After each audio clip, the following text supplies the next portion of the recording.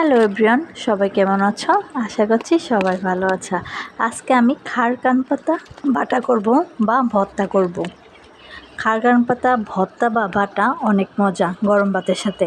আর এই পাতাগুলো বিশেষ করে বাড়ির আশেপাশে যেগুলো পাতা হয় ওইগুলো দিয়ে মজা হয়।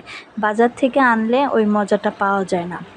তারপর ভালো করে ধুয়ে কড়াইয়ের মধ্যে পেঁয়াজ, রসুন, কাঁচামরিচ দিয়ে ঢেকে দিব। আলাদা জল দিতে হবে না, এই পাতা থেকেই জল উঠবে।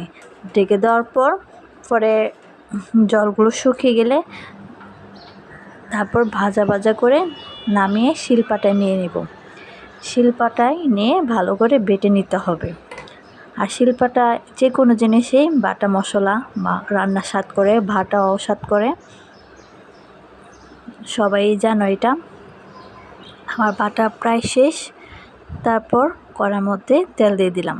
এই তেলের মধ্যে অনেকেই রসুন দিতে পারো, রসুনটা দিলে আর একটু স্বাদ হয়।